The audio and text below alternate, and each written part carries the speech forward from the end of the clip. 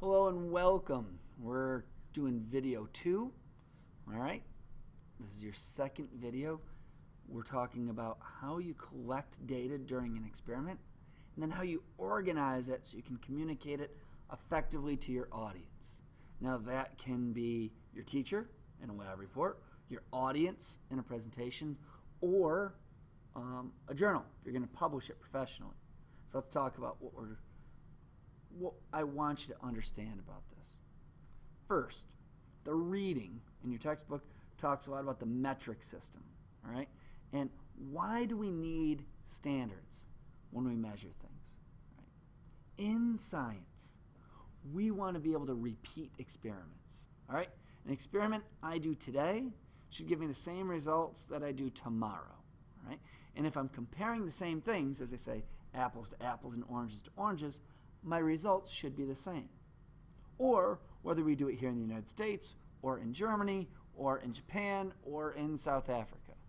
We want to be able to compare results from different researchers and be able to repeat experiments so we can build on bodies of knowledge and deepen our understanding with each set of experiments. If our standards change, if our measurements change, then we don't have anything to compare to.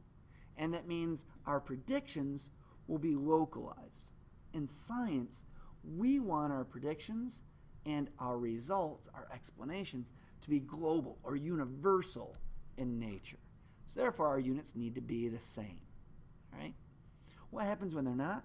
Well, we get the imperial system that we used to have in England, where a foot was measured by the length of the king's actual feet. Now we know that different people have different size feet, see? They're almost the same, but they're off by a good 2 inches. Now, for 1 foot, that's not a big deal. I'm off by 2 inches. It's mostly the same, right? But when I say I want to measure 100 feet, now I'm off by 200 inches. And that is quite a lot. If I say 1,000 feet, we're not even in the right ballpark, okay? Same thing happens with currency, okay? Money has different value over time and in different countries. All right? When my parents were kids, a loaf of bread was a nickel. Now it's $2 a loaf. All right? If I am going across a border, if I go from Phoenix to Mexico City, I need to use different money.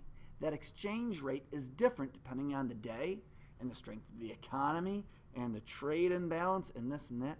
So currency values fluctuate. Science can't deal with that. We need to know that a meter is a meter is a meter, a kilogram is a kilogram, no matter where in the world you are, no matter when in time you are. Okay? So we don't want to have fluctuation. We need to have standardization. Cool? All right. So there's issues when we measure anything, all right? And you're going to be talking about these in your lab reports. The two major issues are precision and accuracy. Now, when we talk about how precise a measurement is, we're talking about how exact it is. Do we have a large amount of error in that? Or are they tightly clustered? So here we have something that is precise. All my measurements are in the same spot. Okay? They're very tightly clustered. Versus a large range. Here, we don't have very much precision here. This is a ballpark estimate, all right? We know we're in the right ballpark, but we don't know where in the ballpark we are because there's so much variation in the data. If there's a lot of variation, then that means our instrument for measuring, our tools or our process for measuring is not very precise. We want nice clustered data, which shows that our instrument or process or tool is very precise. Other issue is accuracy, all right? Now, whenever I measure something, there's the actual real value, if I had the best tool available, and then there's the measurement I take with the tools I do have available. How accurate, how close to the actual value am I, all right?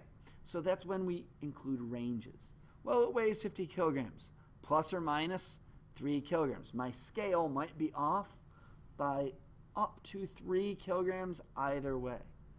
Or you see, okay, in a political poll, so many people are supporting Governor Brewer, in the race for governor. 62% favor her with a margin of 0.3%. So it might be 62.3, it might be 61.7, but we have a nice range to show how accurate we believe our results to be. Ideally, we want our data that we collect to be both accurate, tightly clustered, and precise, right on the mark of where it's supposed to be. Okay? If you're precise but not accurate, that leads to issues. If you are accurate but not precise, that has issues as well. You want accuracy and precision. All right, last slide. How do you organize your data once you have it? All right? In almost every experiment, we're going to have tables. Tables can do quantitative data, numbers, or qualitative data, words. Okay? So either one doesn't matter, but it organizes it into columns, up and down. Columns are vertical, and rows are horizontal. Okay? So almost any information can be organized into a table. From that table, you can build a chart. Okay? A chart's a visual comparison, right? When I compare two or more groups. And then I have some characteristic that's numerical or quantitative. So here I've taken this data here that's in my table and expressed it as a picture. This is a chart, a comparison of the height of boys versus girls. Okay? Taller than 60 inches, less than 60 inches. Okay?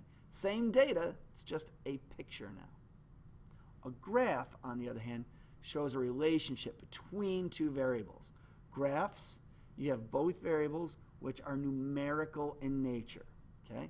So in this case, I'm just doing height versus age. As people get older, what happens to their height? It typically gets higher. So it's a directly proportional relationship. All right? As one goes up, the other goes up. Cool? Tables are columns and rows. Charts are a picture that compares two or more. Graphs have two or more numerical quantities showing a relationship between those two variables. And which variable goes in which axis? Your independent variable is your horizontal or x-axis. Your dependent variable is your y or vertical axis. Remember, your hypothesis is if x, then y. And then you have because. That's your explanation. All right, quick review. By the end of the video, you want to know why we need standards for measurement, what's the problem whenever we measure something, and how to organize your data. Remember, you need name, date, title, handwriting, all the text on the 3 slides, at least one well-labeled picture from the slide. Not that you make up on your own, from the slide. Something you heard on each slide, and 3 original thoughts or questions. All right? If you can't do the video, the reading is sections 3 and 4. See it in class with your notes.